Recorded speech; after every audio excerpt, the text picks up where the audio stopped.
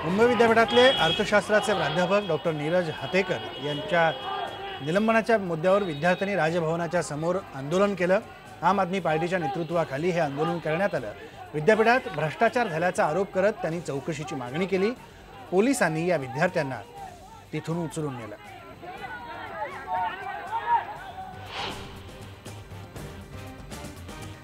गुजरातच्या सीमेवरचं महाराष्ट्राचं चेकपोस्ट तब्बल 2 वर्षांपासून धूळ खात पडून आहे। याचं कारण केवळ मुख्यमंत्र्यांना वेळ मिळत नाही म्हणून मुंबईतल्या सभेत गुजरातचे मुख्यमंत्री नरेंद्र मोदी यांनी नंदुरबारच्या या चेकपोस्टवर टीका केली। गुजरातच्या चेकपोस्टवर लाखो रुपयांचा महसूल जमा होतोय, मात्र महाराष्ट्राचं चेकपोस्ट धूळ खात पडलंय। नवापूर जवळचं हे बेडकी चेकपोस्ट 2 वर्षांपूर्वी नंदुरबार जिल्ह्यात गुजरातच्या सीमेवर बांधण्यात आलं, पण मुख्यमंत्र्यांच्याच हस्ते उद्घाटन व्हावं या काँग्रेसच्या नेत्यांच्या अट्टहासामुळे ते धूळ खात पडलंय।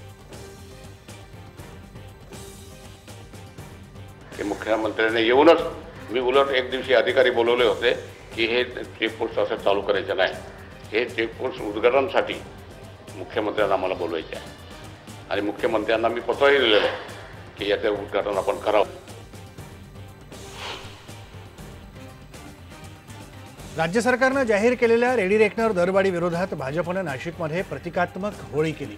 सरकारच्या या निर्णयामुळे घराच्या किमती वाढून सामान्यांवर बोजा पडणार आहे, त्याचा निषेध भाजपनं केला।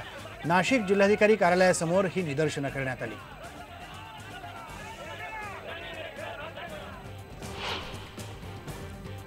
होमिओपॅथी डॉक्टरांना ॲलोपॅथीची प्रॅक्टिस करण्याची परवानगी देण्याच्या राज्य सरकारच्या निर्णयाला महाराष्ट्र मेडिकल काउन्सिल, निवासी डॉक्टरांची संघटना माड आणि इंडियन मेडिकल असोसिएशन या तिन्ही संघटनांनी विरोध केलाय। 1 वर्षाचा अभ्यासक्रम करून कुणीही ॲलोपॅथी हे शास्त्र शिकू शकत नाही। ॲलोपॅथीमध्ये चुकीच्या औषधामुळे अनेकदा रुग्णांच्या आरोग्यावर त्याचा दुष्परिणाम होतो असा त्यांचा दावा आहे। त्यामुळे सरकारनं त्वरित हा निर्णय मागे घेतला पाहिजे, नाही तर मुंबई हायकोर्टात त्याला आव्हान देऊ असा इशारा या तिन्ही संघटनांनी दिला आहे।